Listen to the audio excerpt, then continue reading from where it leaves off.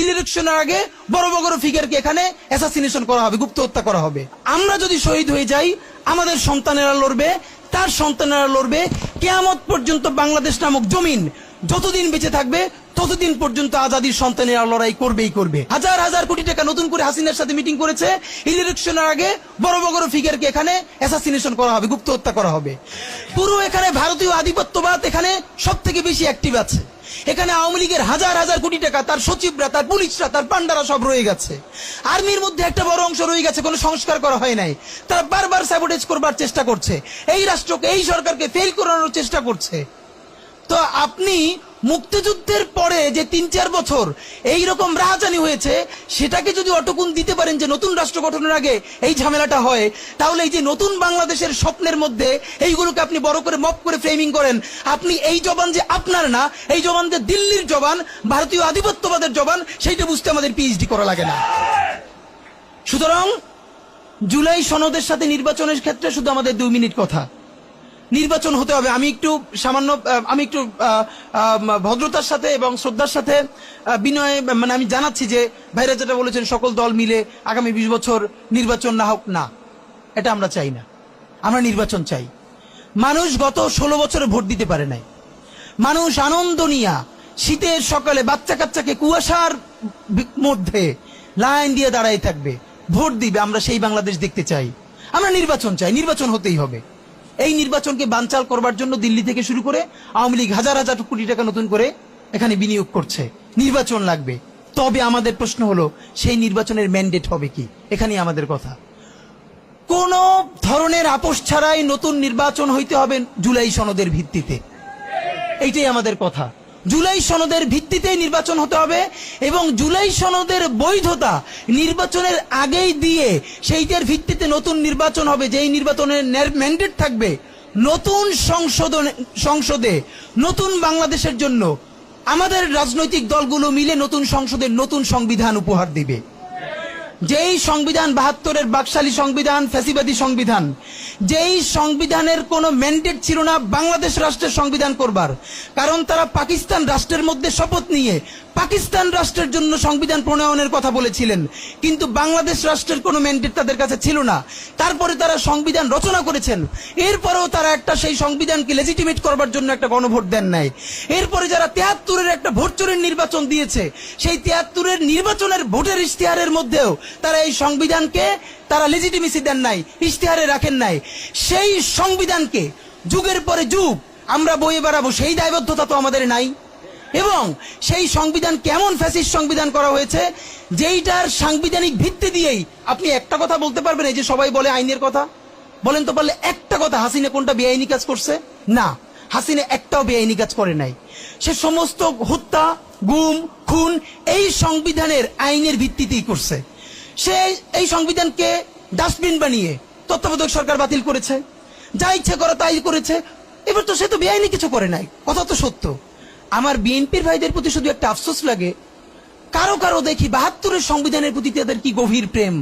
যেই সংবিধানের মধ্য দিয়ে বাকশাল এসেছে, যেই সংবিধান গণতন্ত্র হত্যা করেছে। আজকে বিএনপির ভাইদেরকে একটা কথা বলি, আপনারা হয়তো অনেকে জানেনও না। পৃথিবীতে দ্বিতীয় ইতিহাস আছে কিনা মান্না ভাই জানলে বলবেন, আমি ভাইয়ের কাছ থেকে শুনতে চাইব।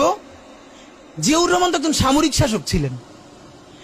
একজন সামরিক শাসক সামরিক ফরমান জারি করে দেশে গণতন্ত্র ফিরেছে, পৃথিবীতে এই নজির নাই যেটা জিয়াউর রহমান করছেন। আপনারা কি জানেন? এই যে জিয়াউর রহমান গণতন্ত্র ফিরাইলেন, যার মাধ্যমে আওয়ামী লীগও রাজনীতি করার সুযোগ পাইল বাকশালের পর, সেটা কিসের মধ্য দিয়ে? তখন তো সংসদ নাই, সংবিধান তো সংশোধনও করা যাইতেছিল না। কিসের মধ্য দিয়ে? জিয়াউর রহমানের সামরিক ফরমানের মধ্য দিয়ে। পৃথিবীর একমাত্র একজন সামরিক শাসক যিনি ফিল করলেন না, সামরিক পন্থা দিয়ে করা যাবে না, গণতন্ত্রে ফিরতে হবে। এবং দেখেন হাসিনারে এবং আওয়ামী লীগের চরিত্রটাই হলো এইরকম, এর যে একটু ভালোবাসে তার সে হত্যা করে। শহীদ প্রেসিডেন্ট জিয়াউর রহমান শেখ হাসিনাকে দেশে আসার অনুমতি দিছিলেন, সুযোগ দিছিলেন এবং বলছে থাক সবাই রাজনীতি করুক। আসার 1 মাসের মধ্যে জিয়াউর রহমান শহীদ হয়ে গেছে, 13 দিনের মধ্যে। এবার দেখেন এই যে আমরা এখন যারা সবাই করতেছি, সুতরাং এটা একটা বিষ। এই বিষের সাথে আমরা কিভাবে লড়াই করব? জাতীয় ঐক্যমত্য তৈরি করতে হবে। সুতরাং পলিটিক্যাল পার্টি এবং সবার প্রতি একটা কথা, প্লিজ আপনারা বিএনপিকে শতভাগ কর্নার করে দিন না। বিএনপি এই আধিপত্যবাদ বিরোধী লড়াইয়ের জন্য আমাদের একটা বড় শক্তি। এই শক্তিকে এত বেশি কর্নার করা যাবে না যাতে তারা গিয়ে আওয়ামী লীগের হাত ধরে ফেলে। তারা যদি আওয়ামী লীগের হাত ধরে ফেলে তাহলে লড়াইটা তো আমাদের জন্য আরো কঠিন হয়ে যাবে। বরং বিএনপির প্রতি আমাদের চ্যালেঞ্জ হলো, যেই বিএনপি বাকশালী সংবিধানের প্রতি প্রেম দেখাবে, তার শহীদ জিয়ার ছবিটা সামনে এনে বলতে হবে যে এই বাকশালী সংবিধান তো জিয়াউর রহমানই ছুঁড়ে মারছিল। বেগম জিয়া বলেছেন এই সংবিধানকে ছুঁড়ে ফেলা হবে। এখন বেগম জিয়ার চেয়েও নতুন বিএনপি আসছে, বেশি প্রেমের বিএনপি। যেই শহীদ প্রেসিডেন্ট জিয়াউর রহমান ইসলামোফোবিক জায়গা থেকে বাংলাদেশের মুসলমান, বাঙালি মুসলমান সব আইডিয়াকে ধারণ করে বাংলাদেশের জাতীয়তাবাদ তৈরি করলেন। এখন একটা নতুন বিএনপি গজাচ্ছে, কেউ চেষ্টা করতেছে পুরো বিএনপিটাকে একটা ইসলামোফোবিক বিএনপি করা। এ কি ভাই, ইসলামোফোবিক বিএনপি সে কোথায় যাবে? সে কি দিল্লি যাইতে চায়?